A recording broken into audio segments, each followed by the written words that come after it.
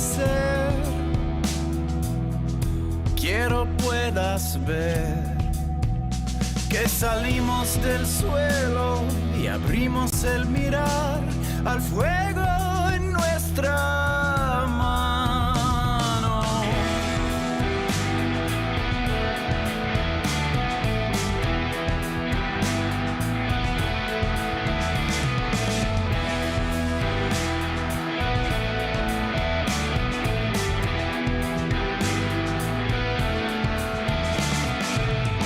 El fuego habló en lenguas, el tambor fue el sol. Bailamos en aliento, con silencio en el pulmón, y el tiempo se borró. Somos el fuego, somos la mano, creamos el sueño, hicimos el plan.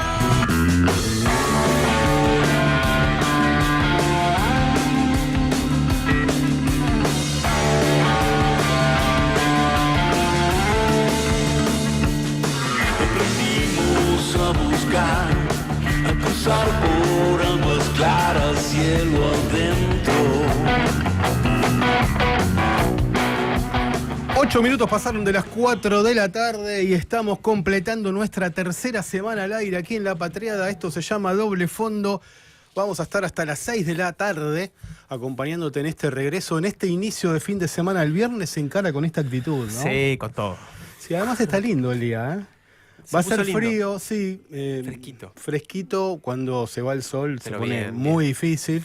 Para los que somos team verano, estos son lugares comunes, ¿viste? Sí. Team verano, team invierno, pero bueno, por ser lugares comunes no dejan de ser efectivos. ¿Usted de qué cuadro es? En ese sentido, ¿eh? Del otro ya lo sé. Con el tiempo me fui volviendo mainstream, team verano, sí. Ah, sin ¿team duda. verano es mainstream? Y sí, me parece que sí. En mi ámbito es como- social es team invierno, quizás porque son todos y todas bastante, no sé, llevan la contra y esas cosas. Claro. Pero, mira, Eh, team verano. Bueno, en sí, esa sí, bien. estamos Vamos. en el mismo equipo. Así que hay que aguantar los trapos. Bien, vamos a estar entonces con Javier Levkovich. Mi nombre es Martín Piqué. Hoy nuevamente, y como excepción, la tenemos también a la conductora de este programa, Analía Argento, en la Feria del Libro. Así que el próximo lunes, ya en lo que va a ser nuestra cuarta semana, tendremos el equipo completo toda la semana. Mucha información, muchas cosas para contar de lo que está pasando en el gobierno, en la oposición, también perfilando todo hacia el año que viene, que va a ser un año electoral, y después hacia el final del programa estaremos, no sé si en un recreo, pero con las recomendaciones para encarar el fin de semana. ¿No es así, Javier? Así es. Ya se viene el fin de, vamos a pasar ahí un poquito de data. Bueno, nos ordenamos un poquito y enseguida venimos con un resumen de las noticias. El tiempo no para y la información tampoco. Doble Fondo, donde el periodismo evolucionó y se volvió normal.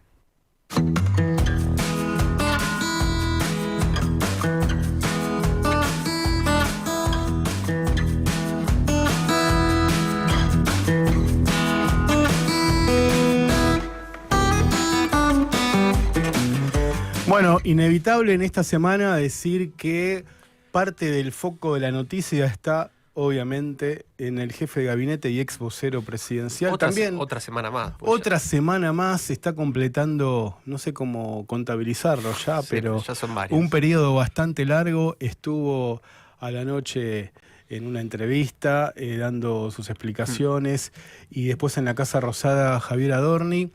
Y bueno, parte entonces de la información tiene que ver con lo que ha dicho, con lo que sugirió también. Hubo mensajes cifrados, podemos decir, la posibilidad de que... ¿Qué leíste entre líneas? ¿Cuál es ahí el doble fondo? Y el doble fondo en el caso de Adorni me parece que tiene información él. En algún momento, utilizando una metáfora bélica, no me gusta trasladar las metáforas bélicas al mundo del periodismo, a la vida política, pero a veces, qué sé yo, vos el otro día utilizaste la expresión daño colateral. Sí. ¿Viste que hay hombres bomba? Sí. Bueno, en Medio Oriente eso lo conocen bastante, pero también un hombre bomba es alguien que es riesgoso por lo que carga Claro. dentro suyo. Memoria, información y bueno, en ciertos círculos de la alta política, de la geopolítica, de los comportamientos endogámicos y mafiosos, también a veces eso puede ser un compromiso para aquel que sabe la información que tiene, en el caso de Manuel Adorni, este funcionario. Bueno, esto es parte de lo que protagonizó esta semana para nosotros. Después tenemos algo que está ocurriendo en este momento en la provincia de Córdoba. Cuando yo hablaba de cómo se va perfilando el año electoral, un gobernador, el gobernador de la provincia de Buenos Aires, está, digamos, retomando su saga de la construcción federal. Había arrancado por Formosa con Gildo Fran, después estuvo el 2 de abril en la fecha malvinera de justamente el aniversario de la recuperación de las islas en la guerra de 1982, que es el Día del Veterano de Guerra. Estamos hablando de Axel Kicillof en Tierra del Fuego, en Ushuaia y en Río Grande, y ahora está en la provincia de Córdoba, arrancó por La Falda, va a estar en Cosquín y después va a estar dando una charla en la Regional Córdoba de la Universidad Tecnológica Nacional. En algún momento la Universidad Obrera, no sé si sabías. Ah, no sabía. Sí, la UTN antes de la Revolución Libertadora de 1955, de septiembre de 55, se llamaba Universidad Obrera Nacional. Después le cambiaron el nombre porque quizás daba medio obrerista o... Claro. No se correspondía con el perfil que supuestamente asocia quizás la tecnología y un hombre más aséptico con más profesionalismo, menos ideologizado, profesionalismo universitario, Claro. etcétera. Sí, exacto. En materia económica, ¿qué tenemos como noticias? Bueno, hace un rato terminó la conferencia de prensa de Caputo, que fue a acompañar a Adorni. Adorni hizo como una presentación, pero básicamente Caputo fue el que absorbió todas las preguntas que fueron relacionadas al caso Adorni, pero Caputo solamente respondió lo vinculado a este protoanuncio que hizo Milei el otro día desde el avión del Super Rigi. Claro, porque le preguntaron, un periodista acreditado en el Palacio de Hacienda le preguntó a Caputo por el funcionario que al que él le aceptó la renuncia, porque tenía inmuebles en Miami, en el estado de Florida, en Estados Unidos, sin haber declarado. Exacto. Frugoni se llama, ¿no? Exacto, sí. Y obviamente que el periodista le quiso como confrontar su decisión de porque alguien no tiene su declaración jurada de bienes que están en el exterior y que no los declaró, eran 7, recuerdo, Sí. y el contraste con Adorni, ¿no? Claro. Que ahora está obligado, porque se lo pidió Patricia Bullrich, a presentar su declaración jurada de bienes anticipadamente y actualizada, y lo quiso incomodar. Pero él dijo, Claro. esta reunión la convocamos, esta conferencia de prensa, para hablar del Super Rigi. En ese caso dijo, Frugoni renunció. Sí. Nada más.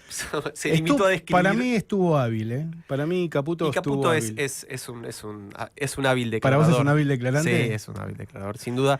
Para mí sí. Igual déjame decir que no, salvo las conferencias de prensa con hechos muy puntuales, es una estrategia de comunicación, solo da entrevistas o muy pocas y bastante controladas, ¿no? Seguro. Como las que suele dar en los canales de streams. Incluso el Ministerio de Economía tiene un lugar donde hace entrevistas, ¿te acordás? En algún momento Sí. habían festejado gritando como si fuera un gol una medida de gobierno, seguramente lo recordás. El acuerdo con el fondo. Sí. No, además le preguntaron directamente si los funcionarios cobraban sobresueldos. A esa pregunta no se animó a responderla. Le preguntaron del riesgo Adorni, porque él siempre habla del riesgo Cuca. Y hoy ratificó que existe el riesgo Cuca. Hoy ratificó que existe el riesgo Cuca. Según su opinión. Sí. ¿Tenemos algo del audio de Caputo de hoy? A ver si podemos escucharlo. Ahora en un cachito lo vamos a escuchar.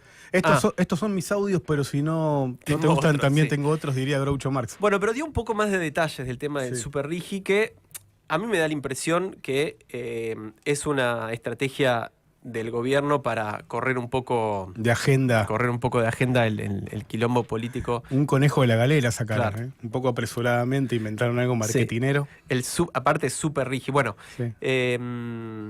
¿Qué dijo? Porque el otro día Milei dijo que son sectores que todavía no existen. Hoy Caputo dio un poquito más de detalles al respecto y se refirió a sectores que efectivamente no existen y que en realidad están en la carpeta del desarrollo hace un montón de tiempo y nunca se pudo concretar. Habló de la refinación de cobre, una Mirá vos. refinería de cobre, habló de las baterías de litio.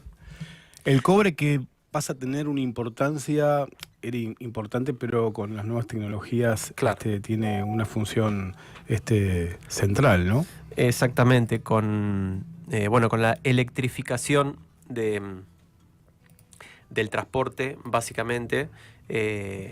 Claro, el cobre tiene una importancia cada vez más estratégica. Habló de refinación de cobre, habló de baterías de litio y habló del tema de data center, mega data center para inteligencia artificial.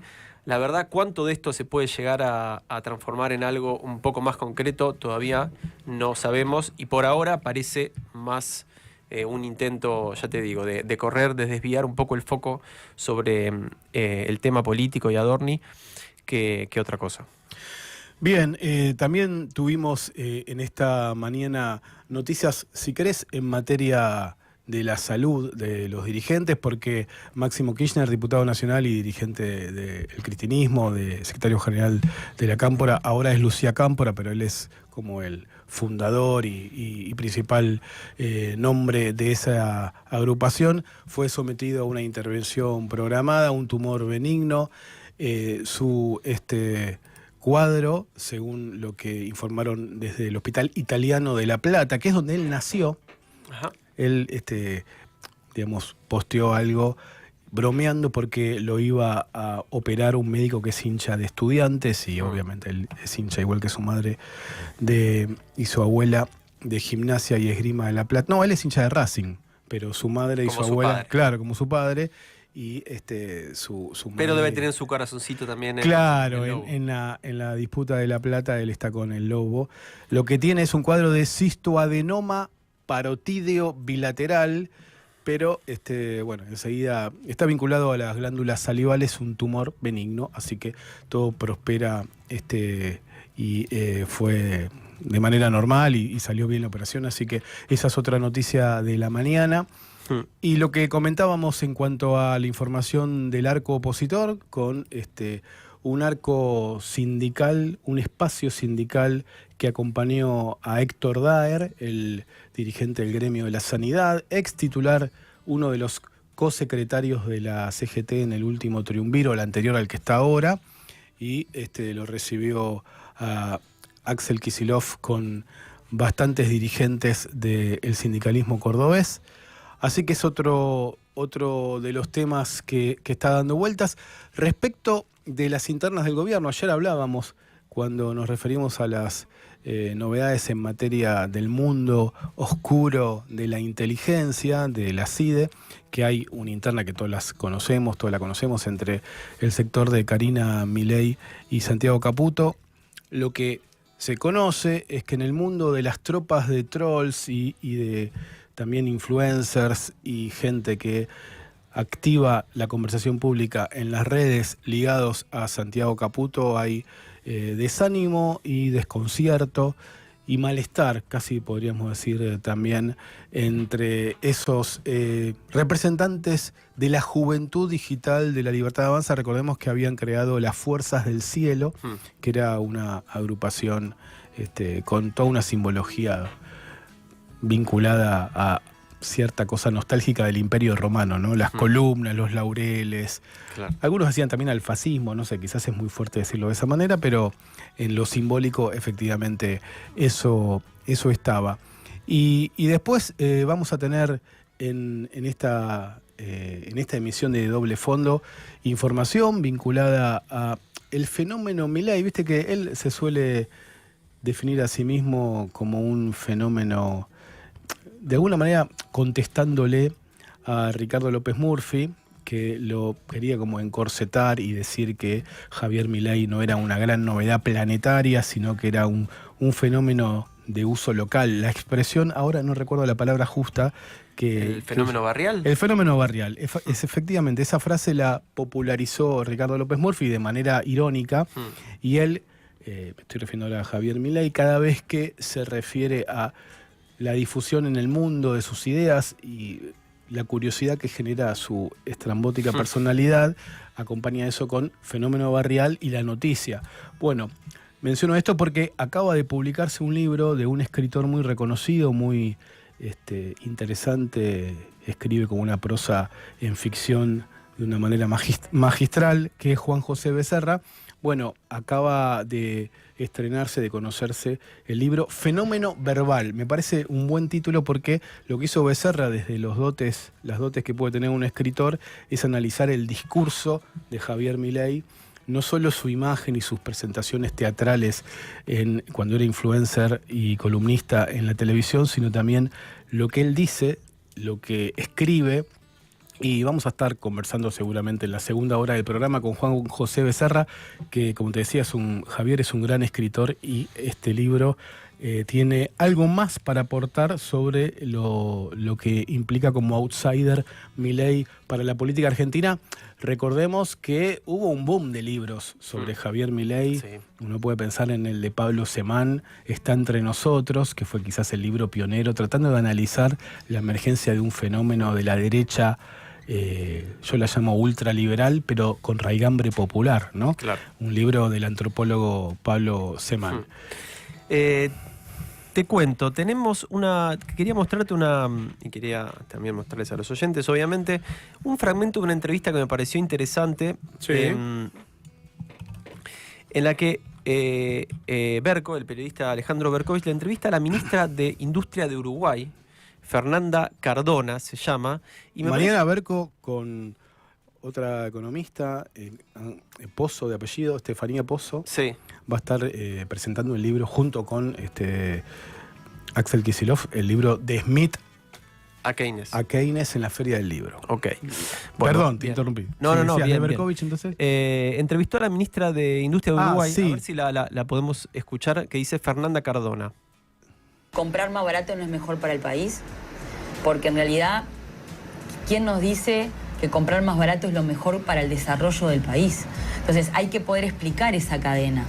Capaz que me sale un poco más caro, pero en realidad yo estoy generando una cadena de proveedores, estoy trabajando con industria nacional, genero este conocimiento que te digo. Entonces la gente necesita saber cómo conectan las políticas y cómo les llega a su vida cotidiana. Porque lo que nos está pasando, me parece a mí, es que terminamos como muy abstractos y no estamos conectando con la vida cotidiana de la gente. Lo que nos pasa es que hablábamos de biotecnología, que es importante, pero tenemos que decir, ¿sabés por qué importa esto? Yo estoy haciendo como una especie de cruzada libertadora de las empresas públicas en Uruguay.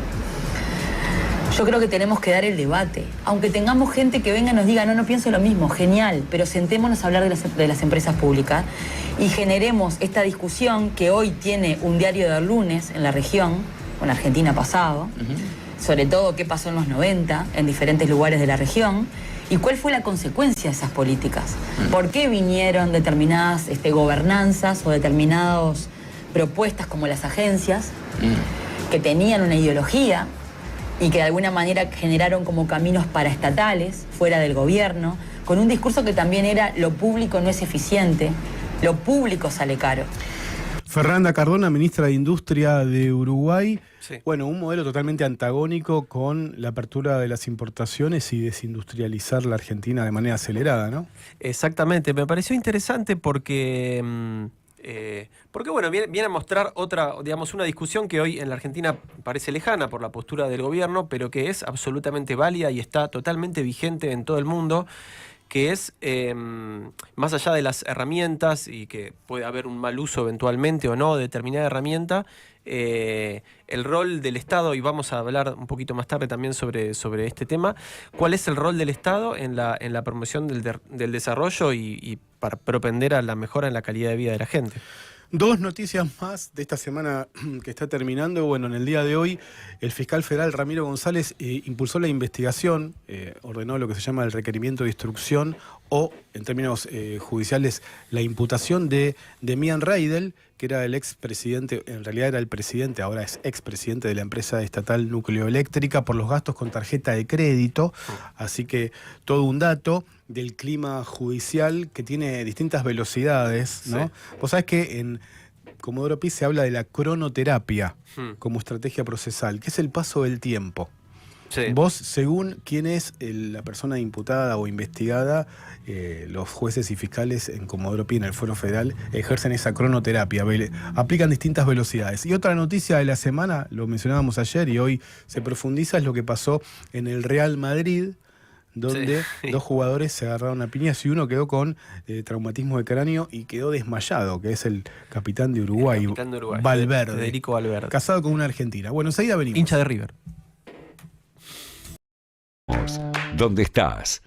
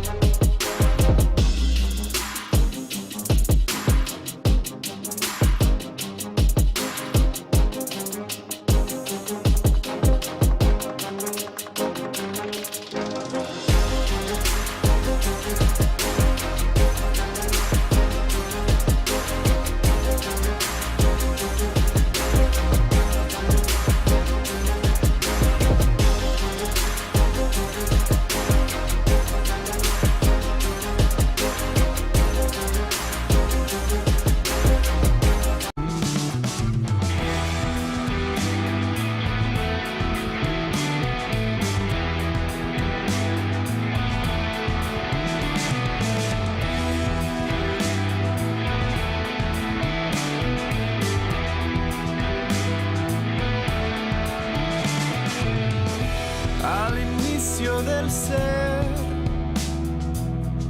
quiero puedas ver que salimos del suelo y abrimos el mirar al fuego en nuestra mano.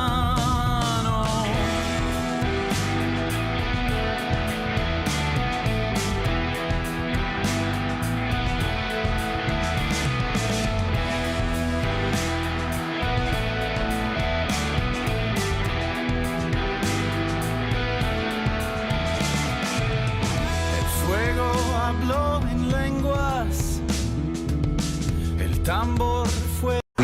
La información y el análisis que otros no saben encontrar están en Doble Fondo, de 16 a 18. Escuchad Doble Fondo por FM La Patriada. 30 minutos pasaron de las 4 de la tarde y una pregunta de cajón que nos podemos hacer con esta evolución de semanas con el caso Adorni en la tapa de los diarios y en el centro de la agenda es ¿qué tanto está dañando al gobierno? ¿Qué mejor entonces que preguntarle esto a un especialista, el analista Roberto Bachman, director del Centro de Estudios de Opinión Pública, que está en línea con nosotros en este momento? Roberto, Martín Piqué y Javier Levkovich, te saludamos. ¿Cómo estás? ¿Qué tal, Martín? ¿Qué tal, Javier? ¿Cómo están ustedes? Muy bien. Bueno, ¿qué tanto está dañado el gobierno sabiendo que, bueno, ustedes hacen fotos del estado de la opinión pública y la película puede variar? Lo supimos el año pasado con las elecciones. Con las elecciones, sí. Claro. Sí. Así te que varía sí. va variando.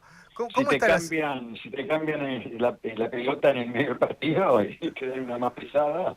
Claro, o aparece un rescate del Tesoro de Estados Unidos. Aparece un rescate del Tesoro y un Trump diciendo los argentinos se están muriendo, si no lo votan a Milei, no los voy a ayudar. Pero si tenés que describir el presente, ¿qué te está dando? Mira, lo que estamos viendo ahora lo estamos cuantificando un poco más, ¿no? Pero yo creo desde el punto de vista estructural, el principal problema que tiene este gobierno es el modelo económico.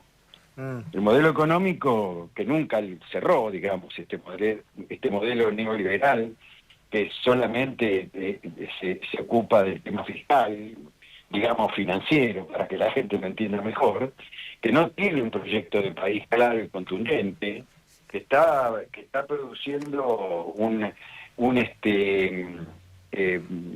industricidio, pero no solamente un industricidio, está destruyendo también a la clase media, está destruyendo a los que tienen trabajos independientes. La gente está empezando a cansarse de esto. Lo que lo aguantaron mucho tiempo,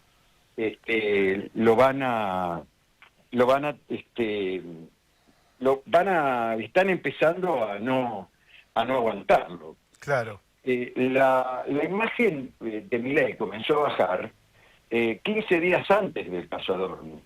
Está bien, pasó el caso Libra, pasó el caso Andís, hoy aparece también otros casos similares, digamos, ¿no?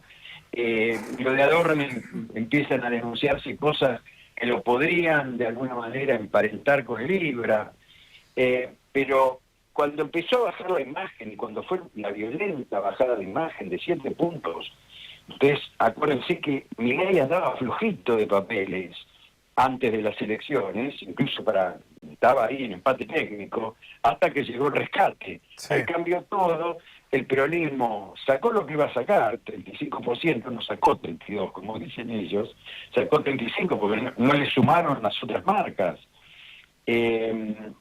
Pero bueno, Milei saltó a 40 monedas. ¿Quién fue el más perjudicado? Provincias Unidas. Destruyó la opción del centro.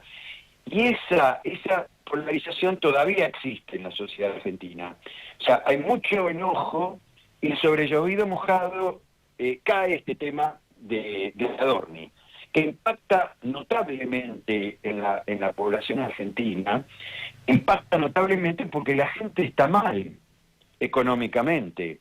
Ustedes piensen que durante que Menem ganó las elecciones del 95 con el 53% de los votos, en medio de denuncias de corrupción por las privatizaciones, que después terminaron incluso con María Julia Alzogaray presa. Sin embargo, sacó el 53% y tenía una imagen alta. Claro. Es decir, la gente puede perdonar la corrupción. Si a mí me está yendo bien, y bueno, mientras tanto, vamos para adelante, después veremos. Pero pues estamos bien, ¿para qué cambiar? ¿Qué me da? El radicalismo fue la peor elección hasta ese momento histórica del radicalismo. Ahí empezó la crisis del radicalismo, después se recuperó con el concepto de la alianza, pero hoy podemos decir que el caso de Adorni está haciendo daño. Roberto, se suele decir que, a ver, estrategas y gurúes, o llamados así, como Jaime Durán Barba lo dicen, Sí. que son las emociones, más que las Sí. ideologías, Sí, las que de alguna manera promueven las opciones o las decisiones de los votantes a la hora de emitir justamente su sufragio.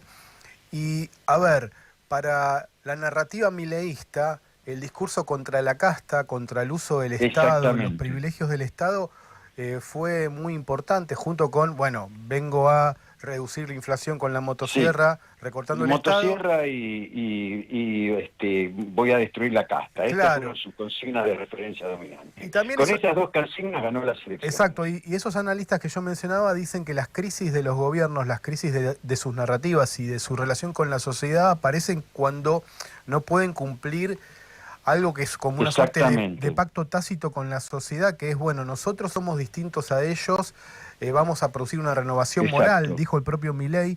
¿Eso lo tenés medido, más allá de lo que vos puedas... Sí, lo tenemos, claro. A Lo que ver. pasa es que yo no coincido totalmente. Esto es Sí. la escuela de Georgetown, son los americanos Sí. que dicen que es puramente emocional. No niego lo emocional. La motivación Pero del votante. en la motivación del votante, pero también hay otros componentes. Claro, Y sí. más cuando se polariza la sociedad, ¿no es cierto? Sí. Hay otros componentes. No. Me parece una visión bien americana, bien simplista. Esto es así o así, es blanco-negro. Claro. Y no es tan así. Pero es verdad que hay un componente emocional importante. Sobre ese componente emocional, este tipo me generó emociones de decir, este loco viene a cambiar todo, es un disruptivo, fíjate que se viste así nomás, mirá el carancho que tiene en el pelo, le importa un huevo, baila, canta, qué sé yo, habla con el perro muerto, pero este viene a cambiar todo, y además viene a ajustar, y dice que va a ajustar con la casta, pero nada de eso pasó, y la gente se cansó. Entonces, cuando viene el caso Adorni, a diferencia de Libra, que por ahí la gente no entendió demasiado lo que era lo de Libra, pero el caso Adorni tiene una permeabilidad impresionante. No hay argentino que hoy no sepa lo de Adorni. Porque, bueno, y los medios que se engancharon hasta le están pegando, los que eran hasta hace poco, le pegan en La Nación Más, le pegan en TN y le pegan en América 24. No digamos el 5N, que ya siempre le pegó, digamos, desde el primer día. Entonces, La Nación ni hablar, ¿no? La Nación ni hablar. Además, sus periodistas son los que más investigación hicieron con respecto a detectar muchas cosas de Adorni. Roberto, ¿qué tal? Javier Leucovich te saluda. Gracias, Javier. Todo bien. Quiero preguntarte respecto de cómo estás evaluando la respuesta del gobierno o la estrategia que está poniendo en marcha o las medidas o la inclinación que está mostrando el gobierno a este escenario adverso en la opinión pública. A mí me llama la atención, o sea, te tiro dos puntas. Sí, por un dale. lado, el discurso de Adorni el otro día en el Congreso, que me llamó la atención porque viene un poco a repetir las ideas de 2023, un poco, digamos, autoelogiando la gestión libertaria al decir que echaron 65.000 empleados públicos, que hicieron el mayor recorte de la historia, cuando claramente la gente se da cuenta que eso no es el discurso del 23 en donde ellos pueden vender que eso le iba a impactar solamente a la casta. Ya la gente se da cuenta que eso impacta en el bolsillo propio, con lo cual ahí pareciera haber como una desconexión respecto de lo que está pasando. Pero por otro lado, me da la sensación que también están saliendo a vender futuro con inversiones, lluvia de dólares, sectores de punta que super riggy, y en contraste con el pasado, ¿no? Esta idea del pasado, claro, la inflación, etcétera. ¿Cómo estás viendo el problema que tienen es que han perdido la delantera de la agenda, para hacerlo claro el tema, para que se entienda. Entonces, el relato no coincide con la realidad. Eso ya venía pasando, es decir, pero además le pasan cosas y siguen corriendo atrás del problema. Eso es lo peor que le puede pasar a una gestión. Como ellos venían resolviendo problemas porque se adelantaban, ¿no? Y además tenían previsto, esto era claro, que iban por la reforma política. Y ahí y con eso iban a tapar todo. ¿Te imaginás que ir por la reforma política, la gente en el Congreso, marchas en contra, marchas a favor, etcétera? Eso no lo pudieron hacer porque no tienen los votos. Hoy no tienen los votos para nada. Tienen los votos. Y sacaron la reforma laboral y está ahí dando vuelta con la justicia, y la ley de glaciares, que también va y viene con los recursos de amparo. Pero en este momento la realidad está matando el relato. Esta sería una forma sencilla de definirlo. La gente interpreta la realidad y esta realidad no se condice con el relato. No se condice con lo que dice Milei, no se condice con lo que dice Adorni, no se condice con lo que dice el Toto Caputo, que le echa la culpa a los Cuca, le sigue echando la culpa a los Cuca, que por eso sube el riesgo país. Entonces, yo creo que la gente ya no lo cree todo eso, porque eso ya es más de lo mismo. Si estos tipos demostraron que ellos son tan malos como fueron los gobiernos de los 100 años anteriores, Milei hoy tiene una imagen de 34% de imagen positiva y 62% de negativa, 63% creo que ya llegó, y es altísima la imagen negativa que tiene, y hay un rechazo muy grande al modelo económico. Entonces ellos insisten en mostrar una realidad que la gente ya no la cree. Estamos Y conversando con Roberto Bachman, que es analista político y director del Centro de Estudios de Opinión Pública. Roberto, vos mencionaste la polarización, dijiste que no es solo lo emocional lo que de alguna manera motiva a los votantes a la hora de elegir por qué candidato, por qué lista sufragar. Y te quiero preguntar ahora por algo, una preocupación que según las encuestas está entre las primeras de la sociedad argentina hoy, que es la honestidad, la transparencia, la ética pública en la administración de los bienes del Estado.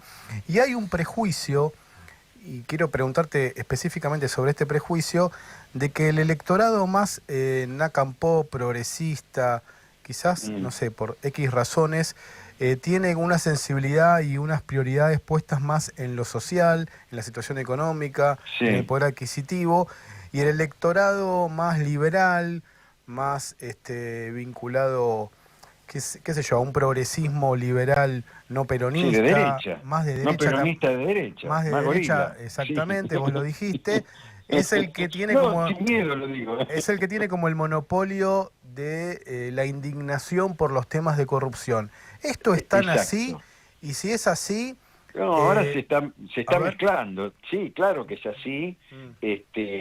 Corrupción nunca pagó, nunca fue ganador en ninguna elección.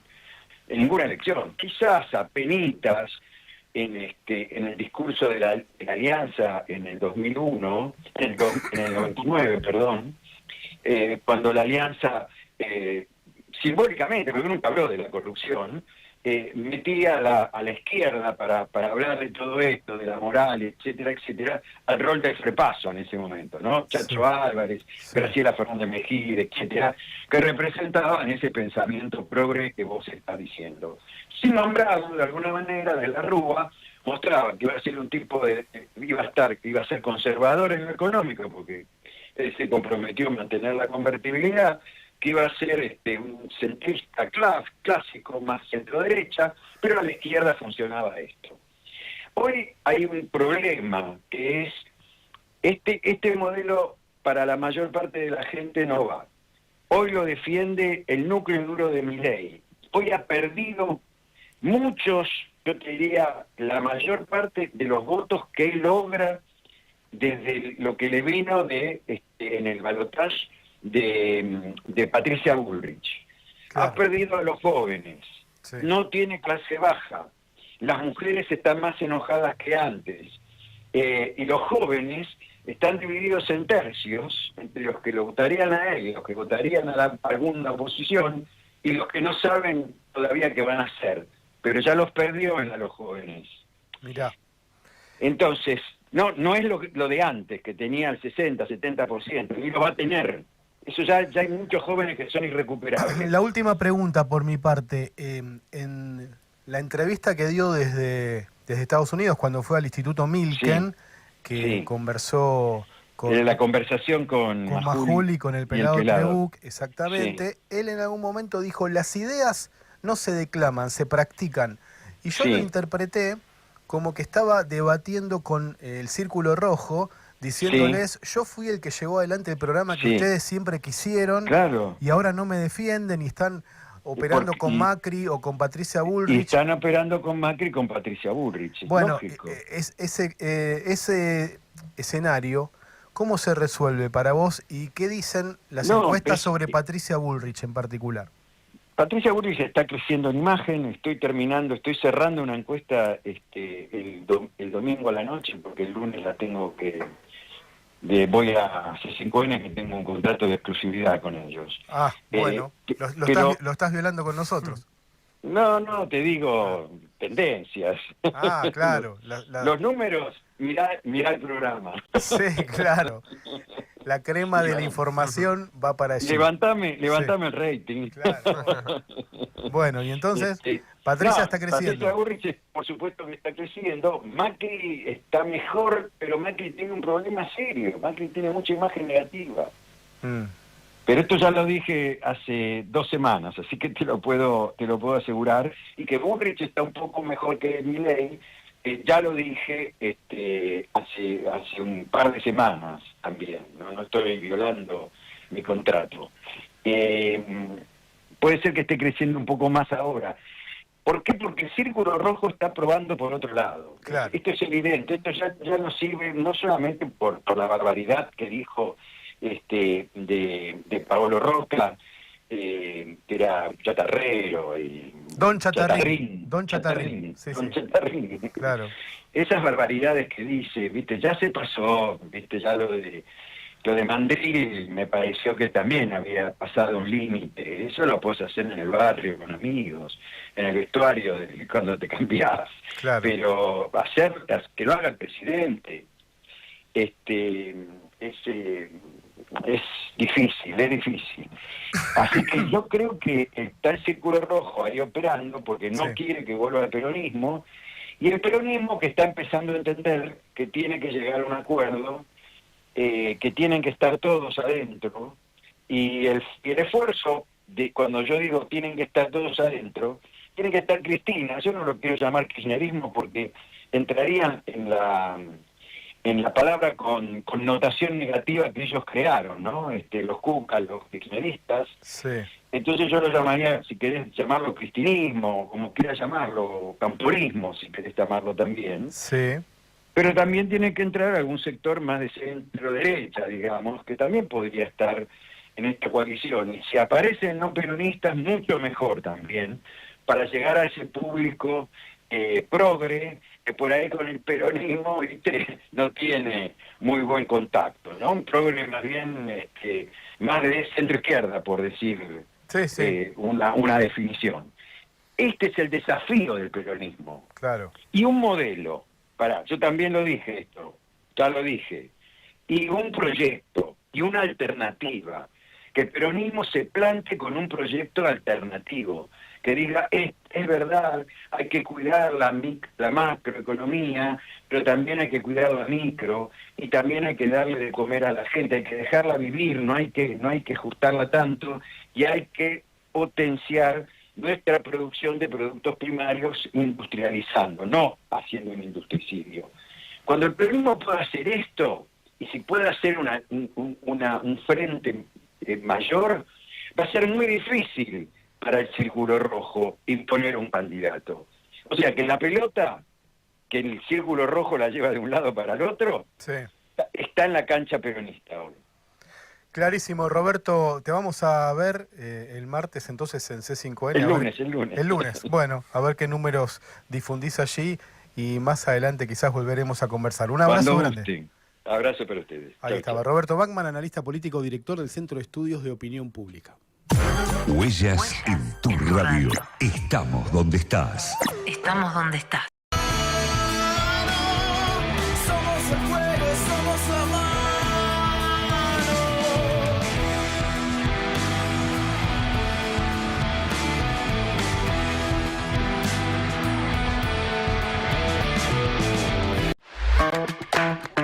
Buscarnos en YouTube, FM La Patriada en YouTube. Para vernos y escucharnos, no solo tenés la programación de la radio, también tenés notas exclusivas. Entrá al canal de FM La Patriada, ponele OK al pulgar para arriba y dale clic a la campanita. Y no te pierdas nada. Escuchá y mirá FM La Patriada. FM La Patriada en YouTube. Estamos donde estás.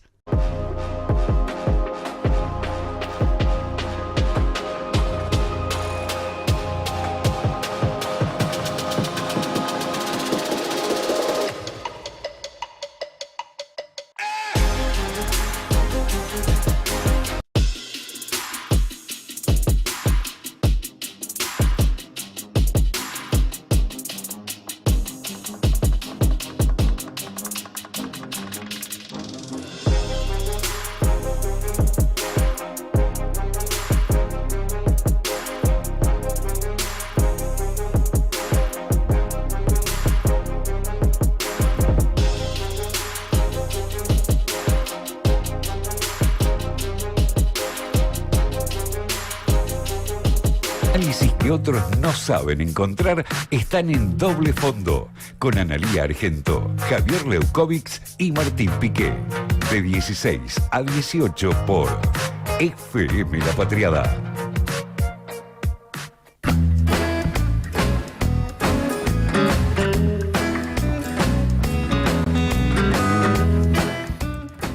Bueno, 52 minutos pasaron de las 16 horas. Siguen sumándose las noticias de empresas que se van de la Argentina. Ahora, la triste novedad, porque, a ver, a mí me tocaba caminar a veces por barrios muy populosos de la ciudad y veía que era una alternativa de compra de medicamentos para muchos sectores populares que a veces se van en los trenes al conurbano después de trabajar. Las farmacias del Doctor Ahorro, Sí. Javier, bueno, esta cadena de farmacias low cost decidió cerrar todos sus locales en la Argentina e irse del país tras 20 años de operación en nuestro territorio. Así que una mala noticia que se suma a otras y van mostrando, bueno, los efectos de la caída del consumo incluso en lo más básico.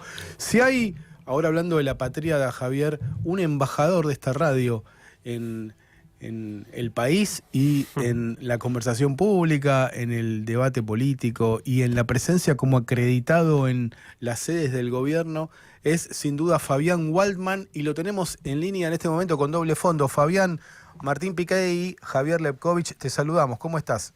¿Qué tal, Martín? Javier, buenas tardes para ustedes, compañeros. Bien, todo bien, por suerte. Bueno, hoy un día muy movido con ruedas de prensa con tensión dando vueltas, sobrevolando por el caso Adorni. Vos estuviste allí, protagonista. Creo que tenés algunos videos para compartir. Contanos. Sí, indudablemente el gobierno definió una estrategia de sacar nuevamente a Adorni a la cancha. Primero ayer con la entrevista que le concedió, entre comillas, a Alejandro Fantino, y hoy con una conferencia que nos habían anunciado que iba a ser distinta. Ese fue el adjetivo que utilizaron en la jornada de ayer para adelantarnos lo que de alguna manera nadie sabía hasta que vinieron a las 12:30 a la sala de periodistas un par de funcionarios y nos dijeron, bueno, va a estar Adorni en un atril, va a estar Luis Caputo y Alejandra Monteoliva. Bueno, Adorni dirá sus palabras, presentará algunas cuestiones de gestión, pero las preguntas deberán dirigírselas solamente a los ministros. Estos eran los condicionamientos planteados para una conferencia a todas luces extraña, cuando menos. Uh-huh. La conferencia empezó unos minutos más tarde, Sí.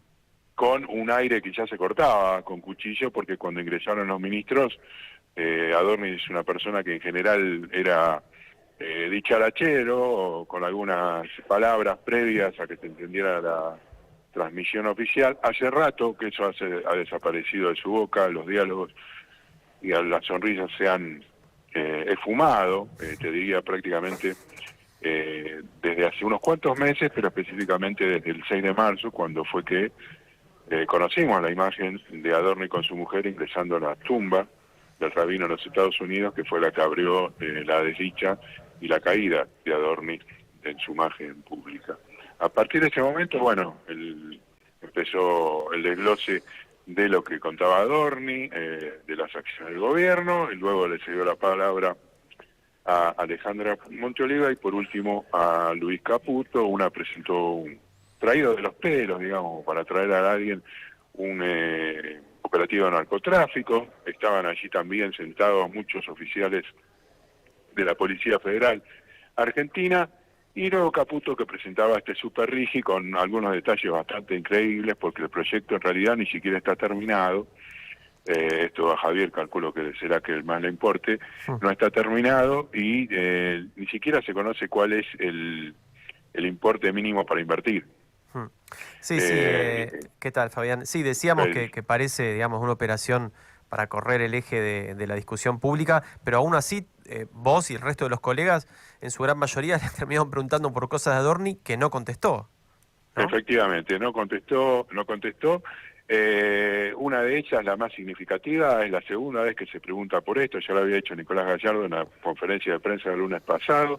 En esta oportunidad la hizo Ariel Rodríguez de Cadena 3, y fue por el tema de los sobresueldos. Sí.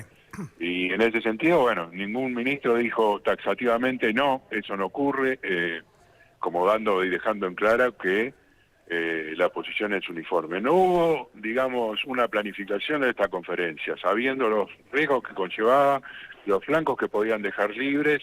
No tuvieron una afiatada planificación, y las respuestas, por supuesto, quedaron en el vacío y chocaron con una realidad que, por ejemplo, dijo Caputo, lo escuchamos ahora, que después de 10 días vuelve a existir el riesgo Cuca. Lo escuchamos. A ver. Super igual, no tengo problema de contestarte ninguna de esas preguntas, pero que la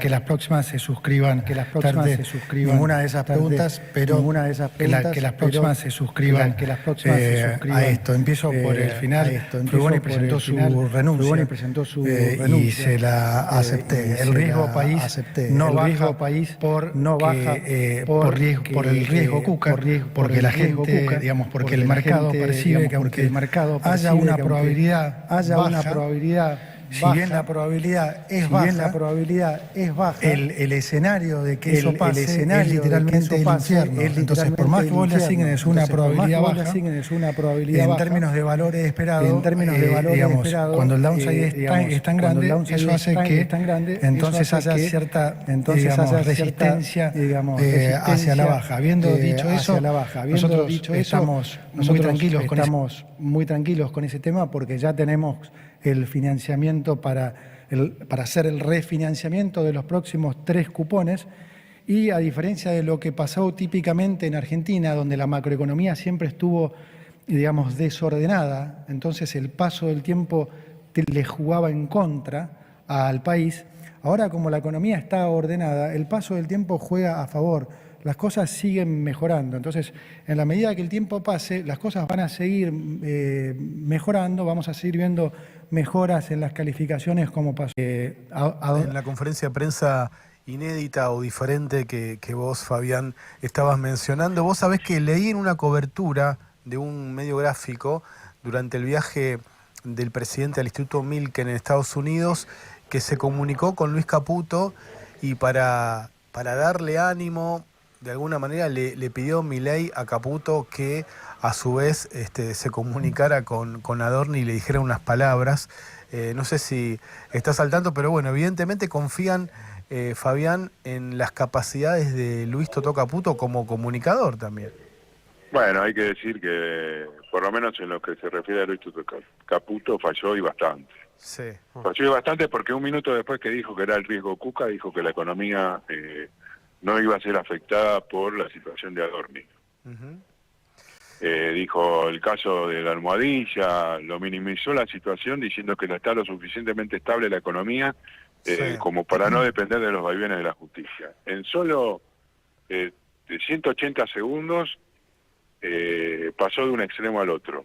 Un gobierno que indudablemente no da pie con bola en este sentido, fundamentalmente con las respuestas. Puede ser que de alguna manera en otros ámbitos sí, pero está claro que la está enturbiando la agenda parlamentaria, la situación de Adorni, los bloques aliados no quieren, digamos, aceptar ningún condicionamiento en esta situación, Adorni no viaja al interior del país, no cumple su función de jefe de gabinete, yo creo que tiene bastante poco volumen político como para hacerlo, de todas maneras, y porque debajo de él tiene personas que indudablemente tienen una experiencia y un recorrido muy importante, como Diego Santilli, más allá de la calificación o el propio Luis Caputo.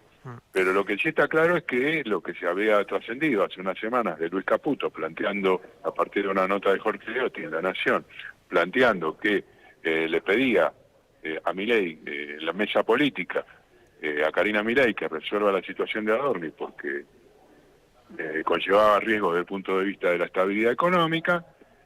Bueno, eso aún sigue estando. Todavía no tenemos información de la reunión de gabinete, estuvieron absolutamente todos presentes hoy, por lo que entendemos, porque nosotros no podemos ver quiénes estuvieron, esto vale la pena reiterarlo hasta el cansancio, tenemos impedido acercarnos al patio de Palmeras, no podemos salir al balcón, yo estoy parado ahora en la cafetería al lado de un vidrio que está esmerilado, por lo cual no podemos ver quiénes transitan los pasillos, tenemos custodias a los dos costados de la sala de periodistas para impedirnos movernos en otras zonas, compañeros que se tienen que pedir permiso para poder tomar un ascensor, Todos estos, Fabián, son los cambios después del tiempo en el que tuvieron vedado el acceso porque les habían cancelado la huella dactilar, las reformas que le incorporaron al trabajo de los periodistas acreditados y de la sala de prensa, ¿no? En Casa Rosada. Efectivamente, todavía no recuperamos la huella. Nosotros teníamos una credencial que la llevo colgada porque ahora la tenemos que tener puesta obligadamente, que es una credencial con una tira, con una lanyard, y nuestra credencial laminada con la foto. Esto lo llevábamos y lo traíamos a la Casa Rosada habitualmente porque cuando hay algún tipo de manifestación y la Casa Rosada está vallada, para poder superar esa valla y poder ingresar a la sala de periodistas, mostrábamos la credencial y accedíamos. Ahora lo que sucede diariamente es que la tenemos que dejar. Aquí en la Casa Rosada nos la dan cuando ingresamos y la tenemos que entregar cuando nos retiramos. Fabián, vos mencionaste en la introducción, cuando empezaste a contar, que había un tono, un estilo de Manuel Adorni en la previa de las conferencias de prensa, de broma con otros ministros, de mostrarse... No, con nosotros mismos. Con ustedes, exactamente, mostrarse como en control de la situación. Incluso para los que éramos testigos de esas conferencias de prensa, había bastantes contrapuntos con vos en particular. Y te lo quiero preguntar en este sentido. Desde que empezó esta saga, digamos, de la decadencia de Adorni a partir de sus decisiones, seguramente, que no puede justificar en materia patrimonial. En particular con vos cambió, no hubo más esos contrapuntos que eran tan mediáticos, digamos, ¿no? A ver, lo que está claro es que el clima que se vive es de absoluto desasosiego, digamos, alrededor de Manuel Adorni, gente que no puede dormir a la noche porque tiene responsabilidades y la están inculpando de cuestiones que cree que no tienen nada que ver con su vida, que dice, bueno, yo si esto sigue así me voy a la mierda. El equipo de Adorni, literalmente... el equipo de Adorni es muy numeroso, ¿no, Fabián? Sí, es muy numeroso, pero nosotros, digamos, te hablo en general de los funcionarios quizá más próximos, más importantes, ¿no? Sí, me doy cuenta. Pero lo que sí está claro es que la Adorni, luego de aquella fallida conferencia de prensa del 25 de marzo, en la que le contestó a Jonathan Eguier diciéndole que somos apenas unos periodistas, cambió y utilizó el mismo método que llevó adelante en el informe de gestión 145 de la Cámara de Diputados. Es decir, tener una respuesta escrita para los temas álgidos. Y no improvisar. Y no improvisar, efectivamente. Claro. Ahora, lo que aconteció hoy es que justamente la situación era que él no iba a contestar y tuvo que interponer, y se interpuso adelante de los... de nosotros, digamos, de los que preguntábamos cosas que de alguna manera molestaban, inquietaban, para agarrar el micrófono y decir, no, eso no era lo pactado. A mí, por ejemplo, me dijo, yo le pregunté por a Monteoliva, que era la que me dijeron que le pregunte, por la pena, por la causa judicial de Pablo Grillo y por los sueldos de la Fuerza de Seguridad. Adorni me bardeó y me dijo, bueno, se ve que vos no estuviste presente hasta ahora porque lo que nosotros queríamos, lo que nosotros abrimos fue preguntas acerca del RIGI y el operativo del narcotráfico. Sí. Y así terminó la conferencia, digamos, de alguna manera, a pesar de que, bueno, hubo algún compañero que yo hubiese preferido que termine ahí, que nadie le pregunte más nada porque era el último, pero sin embargo uno saltó y dijo, bueno, yo quiero preguntar sobre otra cosa y siguió un rato más. Pero está claro que está atravesando un periodo bastante espinoso Adorni y bueno, y se refleja en lo que sucede en la conferencia de prensa. Fabián Waldman, muy completo el informe, muchas gracias, un abrazo grande, buen fin de semana. Quedó ahí, no sé si querés escuchar, quedó justamente mi presentación. Dale. No está la pregunta, pero quedó ahí porque digamos, fui el que lo expresé más claramente con respecto a lo que estamos viviendo los periodistas lo escuchamos. En general y la Casa Rosada en particular. Buenos días, ministro. Fabián Waldman, de FM La Patriada. En primer lugar, quería trasladarle, vocero, jefe de gabinete, un mensaje para el presidente que está aquí en la Casa Rosada, que por favor tenga bien, cuando pase delante nuestro, no desmerecer su investidura y demuestre su hombría de bien, deteniéndose para respondernos sin insultarlos. Además, por favor, transmítale la imposibilidad de realizar nuestra tarea encerrados y perseguidos hasta el baño por primera vez en la historia de la República Argentina. Muy amable si lo puede hacer. Le quería consultar, ministra Monteoliva, por el fallo de la Cámara Federal que confirmó el procesamiento del cabo Guerrero por lesiones gravísimas agravadas por abuso de su función y abuso de armas en 5 oportunidades. Quería conocer su opinión al respecto, tomando en cuenta que tanto usted como la ex ministra Bullrich han hecho una defensa cerrada del cabo Guerrero diciendo que justamente no había disparado. Y por último preguntarle si en las condiciones de trabajo que están actualmente las fuerzas de seguridad con sueldos magros considera que la situación dentro de las fuerzas es realmente estable, tomando en cuenta de alguna manera algunas cuestiones que han tenido con reclamos y movilizaciones de distintos sectores. Gracias. Bueno, la pregunta no tiene nada que ver con el... Sí, no sé, perdón, ministra, Fabián, no sé si llegaste recién, pero recién tu compañero tuvimos la misma respuesta. Digo, es una conferencia para aprovechar el conocimiento y las novedades que tenían los ministros en sus diferentes áreas. Si no es de interés, no hay obligación de preguntar y se le puede dar el lugar a otro compañero para quien quiera preguntar sobre incautación de drogas. No tenemos ningún tipo de inconveniente. Bueno, ahí estaba entonces la anteúltima pregunta de la conferencia de prensa, Fabián. Y bueno, muchas gracias por el informe y nos estaremos encontrando la semana próxima. Abrazo grande, compañero. Buenas tardes. Abrazo.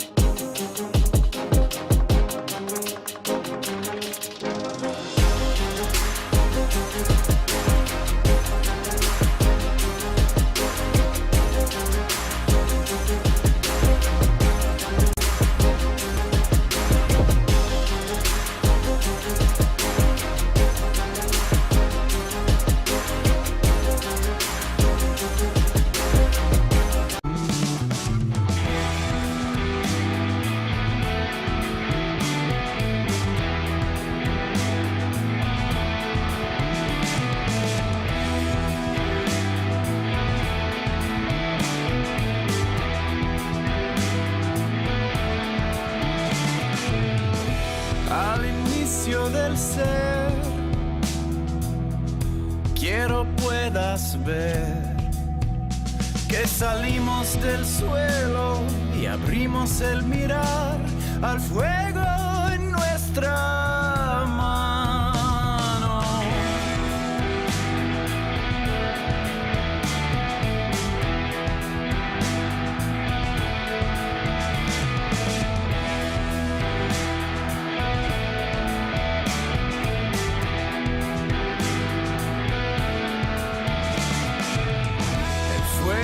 Habló en lenguas, el tambor fue el sol. Bailamos en aliento, con silencio en el pulmón, y el tiempo se borró. Somos el fuego, somos la mano, creamos el sueño, hicimos el plano, nacidos del cielo, paridos del llano. El fuego, somos la mano.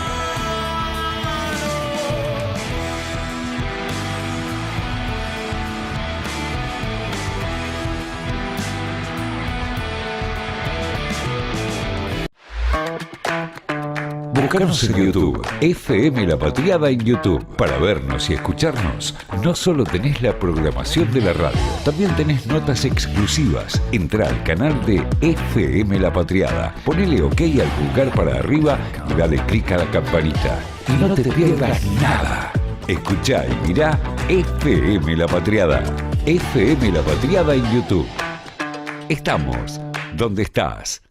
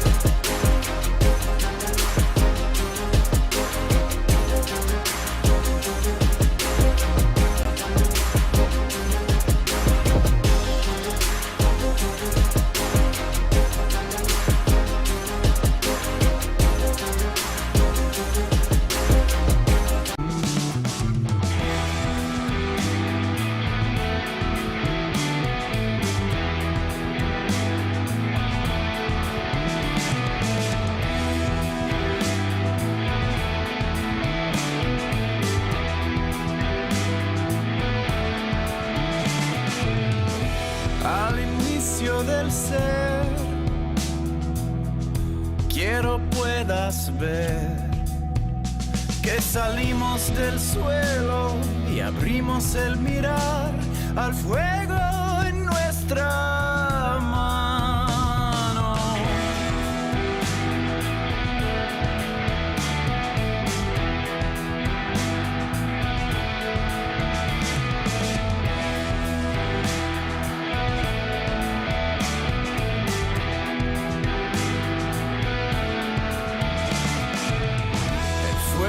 Habló en lenguas, el tambor fue el sol.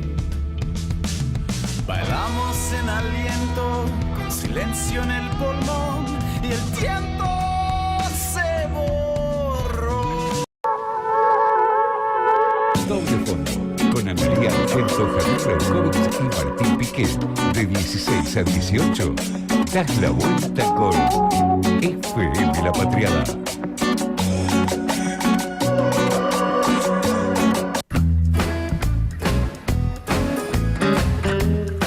15 minutos pasaron de las 17 horas, o sea, de las 5 de la tarde, segunda hora del programa. Cuarta semana de Doble Fondo aquí en La Patriada. Estamos con Javier Leucovich. La conductora de este ciclo está en la Feria del Libro. Ausente con aviso la semana que viene, equipo completo, por supuesto. Si te querés comunicar con nosotros, hay vías de comunicación que están dando vueltas en las aplicaciones. FM La Patriada nos podés encontrar en nuestras redes y sobre todo nos puedes escribir al WhatsApp de la radio, que es 11 22 34 96 72. 11 22 34 96 72. Y este programa se llama Doble Fondo. Solemos decir que en el doble fondo está la documentación reservada. El otro día hablábamos de espionaje y las valijas con doble fondo son un lugar común en las películas de espías. Vamos a ver qué tiene en su doble fondo hoy el señor Javier Leucovich con su columna. Muy bien. Bueno, traje un tema que sé que te gusta. Sí. El título de este doble fondo se llama Motosierra a la escalera. Tiene que ver con la concepción de cuál es el rol que tiene que tener el Estado en la promoción del desarrollo y en general en su intervención en la economía. Cito para empezar una frase que ya va a quedar en los anales de la historia argentina, de Milei, que dijo en 2024, amo ser el topo dentro del Estado, yo soy el que destruye el Estado desde adentro. Qué confesión. Le dijo en julio del 24. Confesión de parte, relevo de prueba. Norteamericano. Dirían en una película de judiciales. Exacto. Bueno, claramente no fue un hecho aislado y además se representa, digamos, tiene impacto en las políticas del día a día de este gobierno. Sin ir más lejos, el otro día Milei escribió una columna de opinión sobre Keynes, en relación a, digamos, una columna muy crítica respecto de la obra más importante de Keynes, que es la teoría general. Y entre muchísimas otras cosas, por ejemplo, lo llama sicario a Keynes de los políticos corruptos, etcétera, etcétera. Él dice que la salida de la Gran Depresión se produjo, digamos que la economía estadounidense y global ya se estaba recuperando en el año 33 y Keynes escribió en el año 36. Publicó su teoría general en el año 36. Con eso, que fue Lord, además. Sí. Lord Keynes, John Maynard Keynes. Con eso desacredita la idea de que la economía global y particularmente la economía norteamericana se recuperó de la crisis del 30 aplicando políticas keynesianas, que son el aumento del gasto público para incrementar la demanda general y con eso, que se reactive la economía en su totalidad. Y claramente, digamos, junto con Milei, la persona del equipo económico que ideológicamente está claramente más enfocado en este tema del achicamiento a toda costa del Estado, es Federico Sturzenegger, que está totalmente obsesionado con el corrimiento del Estado, y es el que está... El ministro de Desregulación, el coloso. El coloso, el ministro de Desregulación, que está por detrás de muchas de estas medidas de recorte de funciones, recorte de partidas, de financiamiento, privatizaciones, cierre de oficinas, etcétera, etcétera, como para reducir la presencia del Estado en la economía. Por supuesto, la lógica del gobierno es que la política económica es ineficiente, el Estado es ineficiente y el mercado debe predominar, y que el achicamiento del Estado libera recursos para que el sector privado pueda disponer de eso e invertir. La semana pasada hablé con uno de los economistas más reconocidos a nivel global, lo entrevisté y sé que a vos, Martín, te gusta mucho, es el surcoreano Ha-Joon Chang. Es keynesiano, ¿no? Un heterodoxo. Es dentro del amplio... Sí, o un neodesarrollista. Sí, porque a la vez el keynesianismo es un gran paraguas que... Obvio, claro. En donde un montón de gente con posiciones, de hecho, bastante antagónicas en muchos temas, también se reconocen como keynesianos. Bueno, Ha-Joon Chang estuvo en la Argentina porque la editorial Gránica publicó acá en El País, hizo la primera publicación en El País de su libro más famoso, que se llama Patear la escalera. Gran libro. Sí, él es economista. Es economista y profesor de la Universidad de Cambridge desde el año 1990, y traje algunas citas de la entrevista que le hice porque me parece que vienen al caso y es interesante para contrastar con lo que nosotros estamos observando de parte del gobierno nacional. Bueno, ¿qué dice este muchacho Ha-Joon Chang? Dice: ningún país en la historia del capitalismo se enriqueció con un Estado mínimo. Mira vos. Él viene a desmontar el mito, que por otro lado es libertario, o lo reproduce mucho los libertarios, de que el desarrollo es producto del libre mercado, y particularmente se refiere Ha-Joon Chang al tema de los Estados Unidos, y dice que hay una historia oficial del capitalismo en donde que plantea que el éxito económico de los Estados Unidos es la mejor prueba de la sabiduría del libre comercio. Según ese relato, Estados Unidos se convirtió en la potencia hegemónica mundial a través del libre comercio y el libre mercado. Bueno, ¿qué dice Ha-Joon Chang? Nada más lejos de la realidad. Entre la década de 1830 y la Segunda Guerra Mundial, Estados Unidos fue la economía más protegida del mundo. ¿Entre qué fecha y qué fecha? Entre la década de 1830 y la Segunda Guerra Mundial, que es el periodo donde Estados Unidos se posiciona definitivamente como hasta que le saca al Reino Unido su la hegemonía global. Dice: Estados Unidos fue la economía más protegida del mundo. La industria estadounidense utilizó ese espacio protegido para invertir, crecer y aumentar su productividad, lo que a la larga permitió que el país se convirtiera en la potencia hegemónica. Dice Ha-Joon Chang: para empeorar el panorama de los economistas neoliberales y libertarios, no solo Estados Unidos utilizó el proteccionismo y otras medidas de intervención, como por ejemplo subsidios, empresas estatales, regulación de la inversión extranjera, etcétera, sino que prácticamente todos los países ricos de la actualidad se enriquecieron utilizando estas herramientas en lugar del libre comercio y el libre mercado, empezando por Gran Bretaña en su momento, Alemania y Suecia, Francia, Japón y Corea del Sur. Ahora, ¿qué dice? Y esto le da nombre a su libro y a su expresión, que es muy gráfica y por eso también tuvo tanto éxito. Dice: una vez que los países se vuelven ricos, comienzan a promover el libre comercio, ya que sus industrias dejan de necesitar protección. En cambio, la adopción del libre comercio por parte de los países más débiles facilita a los países desarrollados las exportaciones. O sea, ¿qué dice? El discurso lo que está pasando ahora con China. Claro, el discurso del libre comercio es algo que no aplicaron para sí mismos las grandes potencias cuando tuvieron que desarrollarse, pero es el que pregonan para que apliquen los países subdesarrollados, justamente para que estos países, las potencias, los países desarrollados, puedan mantener esta posición de privilegio.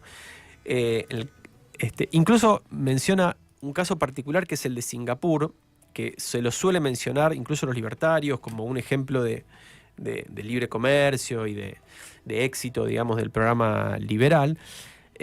Y respecto del caso de Singapur, Ha-Joon Chang dice: efectivamente, Singapur ha practicado el libre comercio, ha recibido inversiones extranjeros y ha tenido bajos impuestos sobre la renta, pero el 90% de la tierra es propiedad del Estado en Singapur, el 85% de las viviendas son provistas por el Estado y más del 20% de su PBI es producido por las empresas públicas.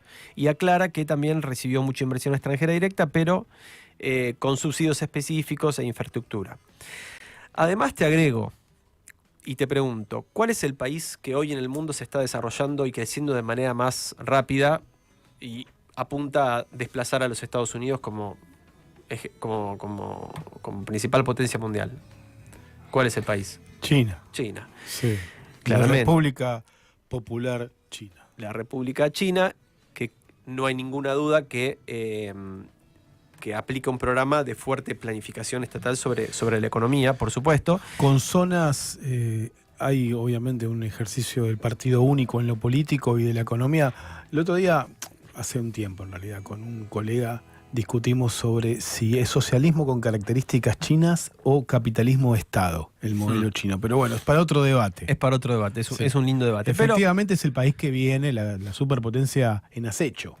Y está clarísimo que utiliza la política pública, la política económica para potenciar y para apalancar su propio desarrollo. Pero además no solamente China, está por supuesto el caso de los Estados Unidos de Donald Trump, que en los últimos años han adoptado un set de políticas bastante agresivo en defensa de su propia industria, justamente para pelearle o para disputarle el espacio a China. Lo mismo Europa, que también se está planteando cómo hacer para evitar la destrucción de esa industria en manos de la competencia de China, y en los últimos años también ha lanzado fuertes planes de estímulo en ese sentido. En la Argentina, en cambio, claramente el gobierno tiene la postura que comentábamos al principio, de destrucción, de achicamiento, de corrimiento del Estado a toda costa, y es por eso que vuelvo entonces sobre el título de la columna, que parafraseo, digamos, el título de Chang, de su libro, que es Patear la escalera, y le pongo motosierra a la escalera. O sea, nosotros estamos tratando de subir la escalera, pero mientras tanto agarramos Patear la escalera es porque aquel que llegó hasta arriba la patea para que no pueda venir nadie atrás y recorra el mismo camino. Claro. En el caso nuestro sería, estamos tratando de subirla, pero al mismo tiempo agarramos la motosierra y la rompemos. Javier Lepkovich y la columna habitual de todos los días en su doble fondo.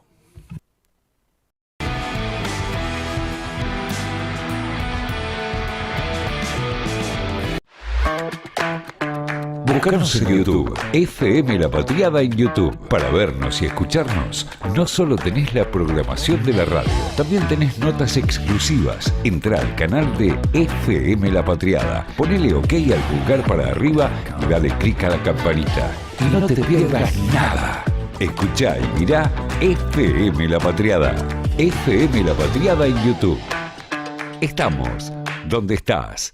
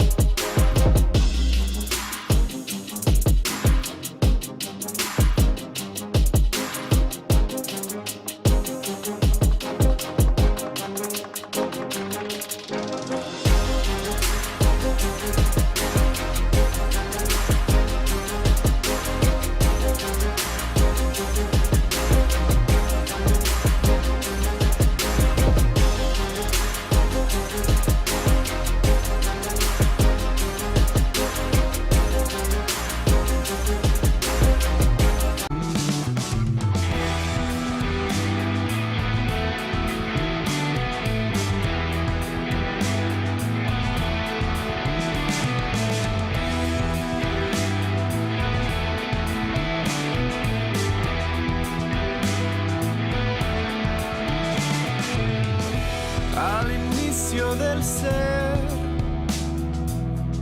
Quiero puedas ver que salimos del suelo y abrimos el mirar al fuego en nuestra mano.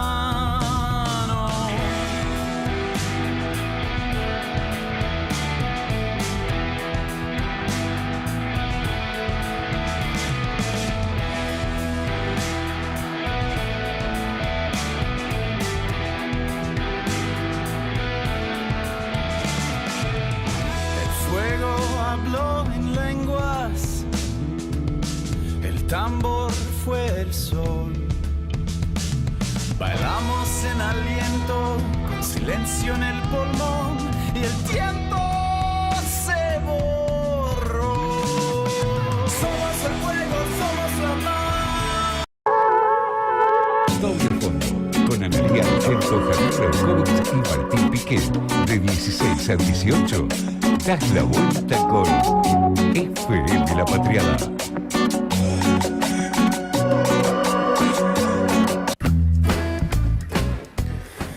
Bueno, media hora ya pasó de las 5 de la tarde. Estamos en la segunda hora de Doble Fondo aquí en La Patriada con Javier Leucovich. Mi nombre es Martín Piqué, la conductora de este espacio, Analía Argento, hoy ausente con aviso.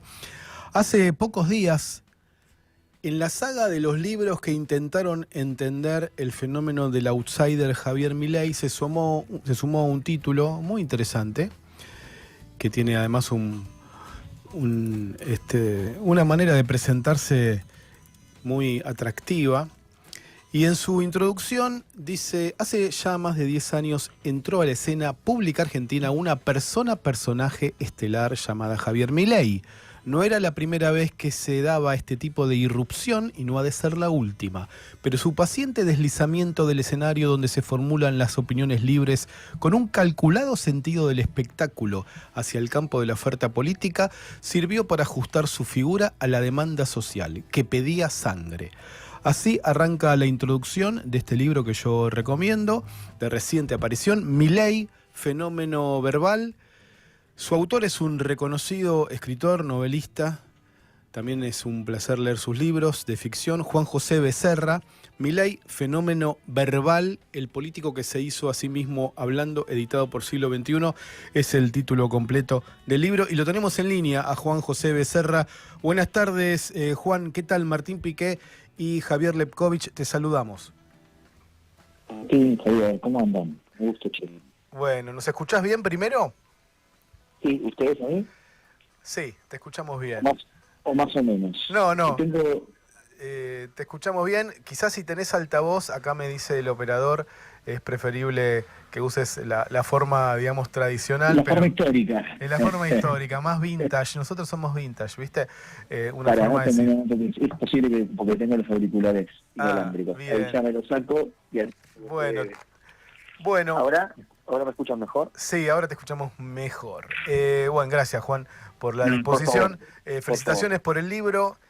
Es un libro que quizás en la editorial te dicen, ahora sacar un libro sobre Milei, porque ya pasaron 2 años y meses de su gobierno, quizás está ya en la recta declinante de su gestión, pero tiene un enfoque, me parece, innovador. Y primero te pregunto, ¿por qué hacer un libro más?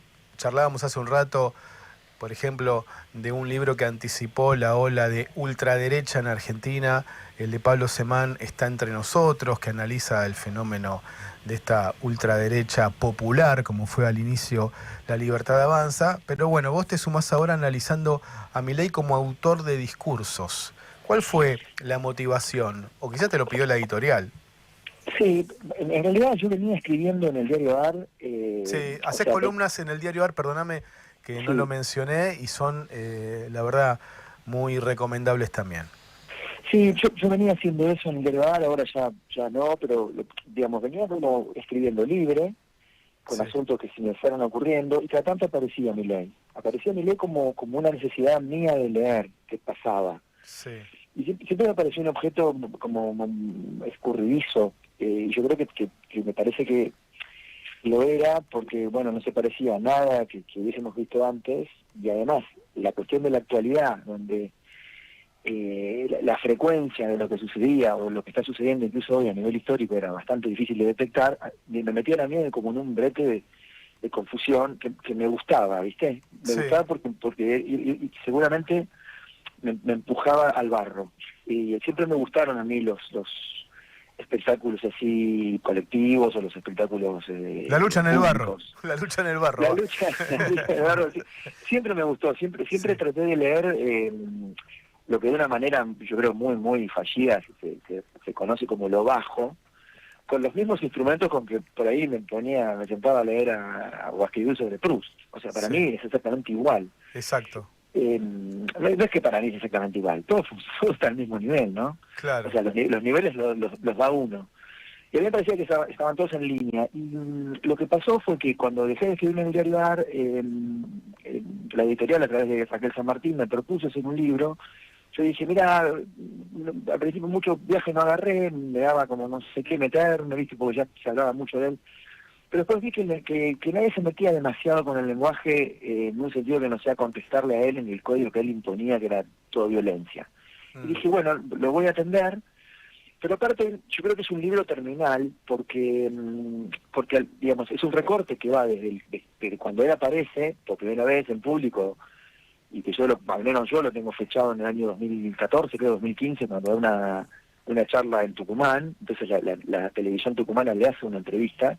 Es la primera aparición pública que yo vi registrada, pero el corte lo hago, digamos, incluyendo los primeros 2 años de mandato como presidente, lo hago a fines del año pasado, porque a fines del año pasado él tiene que renunciar a ese registro que había impuesto y que todos pensábamos que era un registro soberano en el uso del lenguaje. O sea, de pronto le dijeron no hables más, y no hablo más. Sí. Entonces me parecía a mí que era como, en el sentido era como la muerte de ese Milei. Digamos, ¿cómo puede ser que Milei, que es el tipo que habla, incluso habla de la peor manera, solo, o sea, no tolera la posibilidad de que alguien esté cerca cuando él habla, porque lo que quiere él es imponerse? Sí. ¿Cómo puede ser que se llame silencio? ¿Cómo puede ser que sea tan obediente? ¿Por qué? Bueno, porque es un idólatra. Entonces los ídolos le dijeron, tienes que callarte. Entonces para mí ahí ya se cerró un ciclo, y vos fíjate con lo que está pasando ahora, lo que empezó a pasar al principio de este año, el ciclo de su vida verbal, de alguna manera confluye con el ciclo de su vida como político, y creo que me parece que en los dos casos se trata de un caso común. Mira vos, te quiero preguntar, analizando, digamos, el discurso de Milei, también el lenguaje no verbal, sus movimientos cuando va a la televisión, en las entrevistas, el histrionismo en el debate con Sergio Massa, que parecía el profesional versus el recién llegado, con ciertas torpezas, etcétera. Una primera pregunta que uno se puede hacer es, ¿Milei cree en lo que dice, en lo que hace, o hay una suerte de ironía de él mismo y está haciendo una puesta en escena? ¿Vos qué pensás? No, yo creo que hay algo verdadero de él. Por supuesto, como la deriva es tan veloz y además la enseñanza, supongo yo, que le debe haber dado al ejercicio del poder, él debe haber sabido aprovecharla. Quizá hoy podríamos pensar que en algunos momentos actúa con ironía, incluso con cinismo. Pero al principio a mí me pareció como un producto bastante puro. O sea, puro en el sentido en que lo es un chanta puro. Es decir, porque uno al chanta le puede reprochar la administración del engaño, como si fuese una especie de mago de la realidad, pero lo que no se le puede reprochar es que tiene vocación de chanta. O sea que en el chanta, o sea, el chanta tiene de verdadero lo chanta que es. Sí, claro. Me parece que a mí, ahí es donde me parece que como que se enciman las figuras, ¿viste? Yo no lo veo del todo irónico, no lo veo del todo cínico. Le cuesta muchísimo mantener distancias con las cosas, con todas las cosas. Sí. Es pura pasión y es como un personaje de Mariano Enríquez, es un idólatra. Claro. O sea, decime, Martín, o Javier, si conocen un presidente idólatra de otros presidentes. No hay. Sí. O sea, yo por eso es decir, no sé, Obama podría haber dicho, no, a mí me gustaba Churchill, qué sé yo. Pero tenés que ir a buscar la historia de los ídolos. de la política, si es que vos ejercés la política a ese nivel. Ahora, él verdaderamente es un tipo que, o sea, le hace pogo a los presidentes idólatras, que son los que lo arrastran y por los cuales él se deja arrastrar. O sea, el espectáculo ya lo vemos, ¿no? Sí. No es muy agradable.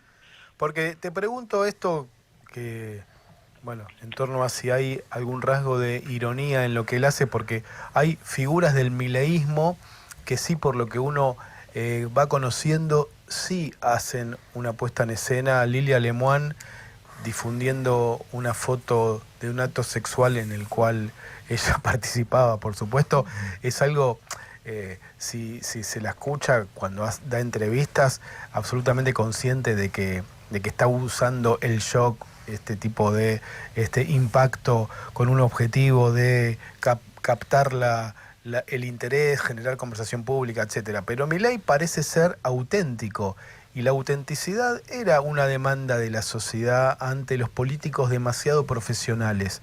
¿Eso ha fracasado, sin embargo, pensás vos? Porque yo no sé si puede ser muy auténtico Claro. ejerciendo el poder. O sea, es una cuestión del fallo. O sea, no puedes decirlo todo, no puedes. Hay cosas que decir, si el valor de él era la sinceridad, bueno, evidentemente esa sinceridad empezó a ser retráctil porque hay cosas que no puede decir, y de hecho que lo llamaron a silencio y que él obedeciera es una prueba de que estando en el poder la sinceridad es un valor teatral, digamos, hacés como que lo sos. Pero en el fondo es muy difícil ser sincero, porque si no nos habría dicho dónde está el oro que se llevaban los bancos centrales. O sea que yo, Claro. no sé, la sinceridad es como la mentira, tiene como patas muy, muy cortas, sobre todo en esa posición. Si él no hubiera sido presidente, quizá hubiera llevado al extremo la sinceridad, que por otro lado también tiene mucho de composición. Sí. O sea, imaginemos que uno quisiera ser sincero y decir todo lo que siente, todo lo que piensa. Bueno, no sé si es posible ser eficaz en esa composición. Siempre hay algo que se te pierde. Tal cual. Vos en una entrevista reciente que tuve la posibilidad de ver en el canal de Infobae, canal de Infobae TV, dijiste dos cosas sobre Milei a partir de este libro que me sorprendieron y me gustaron, pero quería pedirte que las profundizaras. Por un lado dijiste que era un presidente colonizado, que no era el dueño de sí mismo. Recién dijiste que lo callaron y quería que desarrolles un poquito eso. Y después dijiste que en lo discursivo era infantil, como que había una creencia casi ilusa sobre cosas que no las pronunciaba con distancia, sino que le notaba cierto infantilismo. Así que colonizado infantil, ¿lo podés desarrollar eso? Sí, para mí es bastante evidente. O sea, digamos, él reconoce para sí mismo la identidad de la ideología que profesa. Él dice, por ejemplo, yo soy anarcocapitalista. Bueno, es una ideología, él la distingue, la define y la milita. Como podría decir, soy marxista, o soy peronista, da lo mismo. Ahora, esa ideología que él profesa es obvio que es una ideología secundaria. La primera ideología es la del infantilismo. ¿Por qué? Porque el ejercicio de esa militancia, de ese despliegue, de ese izamiento de banderas anarcocapitalista, es un epifenómeno del infantilismo. Es decir, profesa esa ideología, pero con infantilismo. ¿Por qué? Porque el infantilismo, para mí, lo que hace es encuadrar cada una de sus actitudes. O sea, él no es una persona que tenga una ideología en el sentido en que las personas adultas se relacionan con la ideología propia o con la que simpatizan. Es decir, con alguna reserva de esa ideología. Él no, lo hace de manera plena. Entonces, ahí yo veo la puerilidad en el sentido, no la purilidad en el sentido más con más onda, que es la del niño artista, sino la del niño caprichoso. O sea, la del niño hinchahuevo, ¿viste? El niño Rottweiler, que no te afloja. Claro. Entonces, el niño Rottweiler es una buena imagen. Eso para mí, eso a mí me parece evidente, y me parece muy evidente también que él es una persona gobernada. Que creo que fue la palabra que yo utilicé, gobernada. Sí, gobernada. Sí, colonizada no, dijiste gobernada. Pero bueno, es más o menos lo mismo. Sí. Digo, si vos ves, a simple vista, no hace falta investigarlo, cómo se mueve en cada campo en el que actúa, pues decís, bueno, la parte emocional, él cuando va al colapso, no sé si lo vieron el otro día en el balcón del Congreso, cómo la hermana lo miraba. Yo tengo una hermana también. No tenemos esa relación. ¿Es tu jefe? ¿Tu hermana es tu jefe, Juan? No. Y yo tampoco soy su jefe, o sea, somos hermanos. Claro, sí. Es una hermandad, ¿viste? Bueno, pero a mí me llamó mucho la atención de cómo ella lo miraba como diciendo, bueno, listo, hasta acá llegás. Entonces, hay un control, hay una gobernabilidad por parte de la hermana que ejecuta sobre él. Y también después en la economía del país. ¿Quién gobierna la economía? ¿Milei o Luis Caputo? Y Luis Caputo, digo, para sintetizar, en representación del poder que lo sostiene. La política internacional de Argentina, ¿quién la gobierna? ¿La gobierna la Cancillería Argentina? ¿O la gobierna Estados Unidos y Israel? Son cosas como tan básicas de detectar. O sea, no hace falta, está toda a la vista. Claro. Entonces, digamos, cuando él no está gobernando, podríamos... Hay zonas donde él es ingobernable. Bueno, en el campo del lenguaje, por ejemplo, ahora volvió a ser una persona ingobernable. A decir cualquier barbaridad, en cualquier circunstancia y a cualquiera. Pero nada más que eso en el fondo es inocuo. O sea, si tuviéramos un presidente que solamente se desborda cuando habla, bueno, capaz que tendríamos un buen país si en los otros campos las cosas irían mejor, fueran mejor. Claro, ahí, Juan, ¿qué tal? Javier te saluda. Respecto de esto último que decías, digamos, un presidente gobernado, pero ingobernable desde el punto de vista del lenguaje, por lo menos ahora. Y me acordaba de esta cosa tan disruptiva como, por ejemplo, llamarlo, digamos, humillarlo a Paolo Roca públicamente, diciéndole Don Chatarrín, ¿no? Pero además sí. el ataque a periodistas recontra del palo, el ataque virulento con un nivel de violencia tremendo a periodistas muy del palo para él, digo, Morales Solá, Pagni, etcétera, ¿no? Que bueno, dan cuenta de esto, me parece, de lo que vos decís, pero está bueno encuadrarlo desde ese lugar, ¿no? Porque parece ser una cosa como no especulativa y muy auténtica, pero que en realidad eso forma parte de, o en todo caso te lo pregunto, de un sistema en el que él está gobernado a pesar de esa situación de aparente falta de especulación o de cosas más... Incluso de control, ¿no? Falta de control. Hola, Javier. Mirá, yo... a mí esa parte de él, por ejemplo, Don Chatarrín, el bardo con los periodistas, no quisiera ser careta. No sé, decirle Don Chatarrín te gusta. A Paolo Roca. Tenés que confesar que te gusta. ¿Te parece simpático? No. Sí, no es simpático, justamente. Te dejamos un campo de lo permitido porque a mí también me cae un poco bien. No, pero no es simpático, justamente. Digo que no habría que hacer un mundo de todo eso. ¿Qué sé yo? Paolo Roca es un multimillonario. Que alguien le diga a Don Chatarrín, no pasa nada. Pero no te parece, porque está la sensación de, o por lo menos a mí en ese momento me surgió esta idea de, che, a este tipo se la van a cobrar porque, no sé, ¿viste? Claro. Que te digan Don Chatarrín, y está todo bien, pero... Quizás se la están cobrando, no sabemos. O sea, por eso te digo, de esa cosa de falta de especulación, de decir, ¿qué estás, viste? Te estás ganando enemigos al pedo fuerte. Y a Madanes también le tiró. A Madanes le tiró con todo, con el Fate. A Javier Madanes. Pero no, esa cosa como auténtica barra, no sé, de abismo.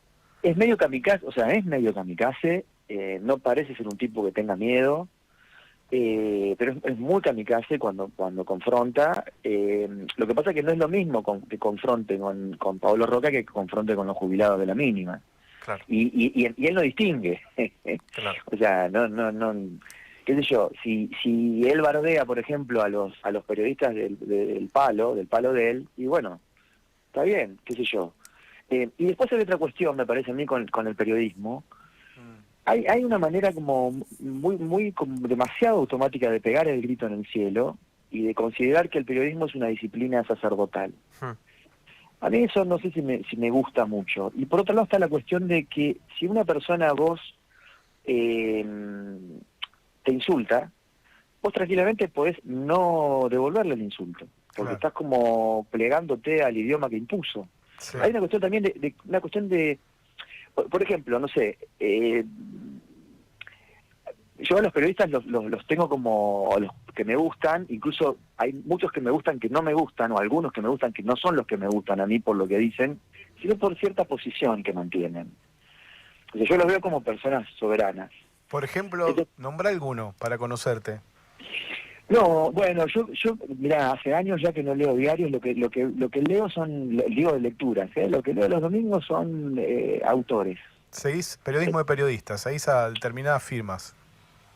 Sí, pero hace rato medio que supongo yo que es una costumbre, que es como una cultura nueva para vincularse con la información. Por supuesto hay algunos que no leería de ninguna manera, pero por ejemplo, te voy a dar un nombre que digamos que encarna toda la ambigüedad, que es Pañi, que es Carlos Pañi. Sí. Pañi es una persona que habla de una plataforma de poder y en nombre, supongo yo, de posiciones de quienes están, digamos, para favorecer posiciones de quienes están detrás de él. Ahora, él tiene, me parece a mí, un modo de mostrar los dientes, como que sería una persona capaz de morder la mano o de, por lo menos, tirarle el carascón a la mano que le da de comer. Claro. Entonces, eso lo convierte, mirá la pavada que digo, lo convierte en un sujeto. Ahora, Majul no es un sujeto. O sea, no hay sujeto ahí. Porque para ser sujeto tenés que defender de algún modo algo tuyo, algo propio. Entonces, le pongo el caso de Pañi porque es un periodista conservador, muy preparado, muy ilustrado, con esa ahora cátedra más o menos fascinante, donde siempre está hablando a alguien. Nosotros no sabemos quién es el que le habla. Claro. El que le habla sabe, el que le habla sí sabe quién es. Tenía Mariano Grondona algo solemne, pero con citas en latín, etcétera, y Pañi tiene también esa cosa de la oscuridad, digamos, del trasfondo del poder, que lo hace mucho más atractivo, ¿no? Lo hace atractivo y está preparado, no sé, digamos, cuando habla en esos 40 minutos, vos, no sé, es como despliega una guía telefónica, yo no sé cómo se va a recordar tantos nombres. Yo tengo que ponerme a recordar el nombre de mis familiares. Sí. Arranco por mi vieja y después alguna tía, y ya no me acuerdo ni cómo se llaman. Sí. Pero digo, al margen de esto que es como un incidente en esta conversación que tenemos del tema de Pañi, lo que quiero decir volviendo a Milei es que no me asusta a mí ese Milei. Porque ese Milei debería asustar más que el que se deja gobernar por el poder que en este momento está representando en esa especie de átomo que es la Casa Rosada dentro de la Argentina, Luis Caputo. O sea, ¿quién hay que temerle más? El tema de los modales para mí, sí, uno podría decir que es agradable, ¿no? Y eso es todo. El gobierno de Milei no está hecho con el lenguaje de Milei, está hecho con cosas peores. Bueno, Juan José Becerra, entonces es el autor de este libro recomendable, Milei, Fenómeno Verbal del Siglo XXI, que ya está en las librerías. Felicitaciones por la obra. Lo vamos a estar leyendo. Vos sabés que es muy reciente y hemos leído fragmentos, pero nos interesó mucho y la seguiremos más adelante. Juan, un abrazo grande. Bueno, un abrazo para los dos. Muchas gracias. Gracias. Encuentro en tu radio. FM La Patriada. Estamos donde estás. Estamos donde estás. YouTube, FM La Patriada en YouTube. Para vernos y escucharnos, no solo tenés la programación de la radio, también tenés notas exclusivas. Entrá al canal de FM La Patriada, ponele OK al pulgar para arriba y dale clic a la campanita. Y no te pierdas nada. Escuchá y mirá FM La Patriada. FM La Patriada en YouTube. Estamos donde estás.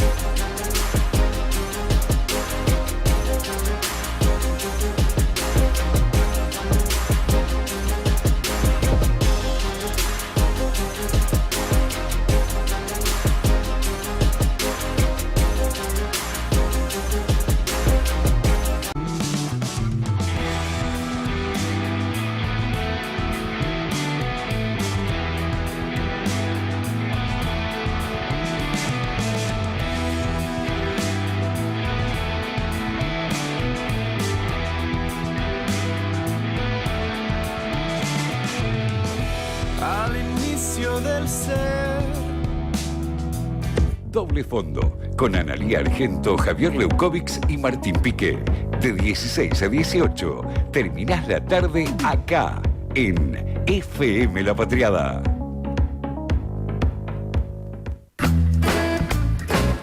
Bueno, nos estamos empezando a despedir, nos quedan algunos temas en el tintero, cuando siempre pasa, cuando tenés mucho contenido, Javier. Sí.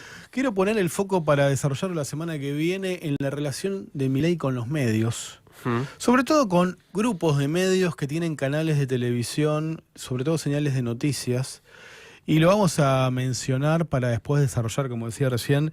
Hay que recordar, por un lado, la tensa relación que tiene Milei con el grupo La Nación. Sí. Hay un hecho bastante reciente de una reunión que tuvo con uno de los Aguiar, en la que incluso le habría pedido el desplazamiento de 4 o 5 periodistas del grupo. Y sin embargo, en La Nación una cosa es el papel y otra cosa el diario en papel y otra cosa es el canal La Nación Más. Pero hay que recordar que hay intereses de los grupos de medios y La Nación, el grupo La Nación, asociado con otros accionistas menores, está disputando por la privatización de lo que es Tecnópolis, lo que en su momento fue Tecnópolis, que puede ser un espacio para realizar espectáculos deportivos y musicales muy importantes allí en el partido de San Martín, al lado de Vicente López. El competidor del grupo La Nación es el grupo Foggia. En Página 12 y en otros medios vienen siguiendo el tema de manera muy sistemática. El grupo Foggia tiene a la familia Huertain, a la familia Nofal, que son cercanos a Grandío, y Grandío a su vez a Manuel Adorni, que quieren ganar esa licitación. Es por un gran negocio. Y después tenés al grupo Clarín, que a su vez está tensa, muy tensa la relación con el gobierno, porque sigue en una suerte de stand-by la aprobación o no de la fusión entre Telecom Personal con Movistar, que era de Telefónica, y está pendiente la autorización de la Autoridad Nacional de la Competencia, que antes era la Comisión Nacional de Defensa de la Competencia. El propio Milei intervino en este debate diciendo que sería un monopolio distorsivo por las ventajas que tuvo Clarín, el grupo Clarín, en el ingreso a las telecomunicaciones. Y para sumarle un protagonista más a los medios, sabés que Daniel Vila, que representa al Grupo América y tienen la señal América 24, dio una entrevista hace poquito, esta semana, a una radio colega, y fue muy crítico de la situación del gobierno nacional. Estamos en un problema entre el gobierno y la sociedad, que lo hayan votado, eso no significa nada, ahora hay mucho escepticismo, son frases textuales de Daniel Vila, va a ser muy difícil salir de esto. De alguna manera el peronismo tiene una capacidad de recuperación enorme. Lo vamos a desarrollar en la semana próxima, sí. Pero es muy interesante también para tratar de entender. Yo no digo que las líneas editoriales de los medios y las señales de noticias respondan exclusivamente a los intereses económicos de esos grupos de medios, pero también hay que, como oyentes informados y televidentes informados, saber los negocios que están pendientes en esos grupos de medios. Vos tenías algo, ¿no? ¿Una recomendación quizás para el fin de semana? Yo soy muy tanguero. Ah, yo también. Bueno, bien. Pero vos sos músico. ¿El que toca nunca baila o vos bailás tango? Y también? es la frase, Sí, ¿pero vos bailás tango? No bailo tango. No. Okay. Tengo 2 recomendaciones tangueras, che. A ver. Hoy, en un rato, a las 8 de la noche, gratis en el Centro Cultural 25 de Mayo, Triunvirato 4444, la Orquesta de Tango de Buenos Aires. Aceite bueno y barato. Con la dirección de Néstor Marconi, el bandoneonista, así que, bueno, de vuelta, gratis. Hoy a las 8 de la noche. A ver, repetilo. Hoy, viernes 8 de mayo, a las 20 horas, entrada libre y gratuita, Centro Cultural 25 de Mayo. Hoy viernes 8 de mayo. Avenida Triunvirato 4444. Se presenta la Orquesta de Tango de Buenos Aires con la dirección de Néstor Marconi. Mirá vos, impresionante. Te tiro la segunda recomendación tanguera. Mañana, 18 horas, en la Casa Carlos Gardel, Jean Lloré 735, ahí en el barrio del Abasto. Hay un ciclo de clases de tango para principiantes, pero no de baile, de historia del tango. Interesante. Mirá. Con proyecciones de videos, escucha de grabaciones. La entrada es lo que cuesta la entrada al museo, que fue la casa de Carlos Gardel, que son 10.000 pesos. El barrio del Abasto. Así es. Bueno, nos estamos despidiendo. Gracias, Javier Levkovich. Mi nombre es Martín Piqué, la conductora de este programa hoy en la Feria del Libro. Después, a partir del lunes próximo, equipo completo. En la operación técnica estuvo Lennon. En la operación de stream, Valentín Catalán. En la producción, Natalia Pitaluga y el Zorro de la Vega y Valentina Dávolos. Gracias a todo el equipo. Nos veremos el lunes próximo a las 4 de la tarde con más Doble Fondo, porque siempre escondemos algo en el equipaje. Chao.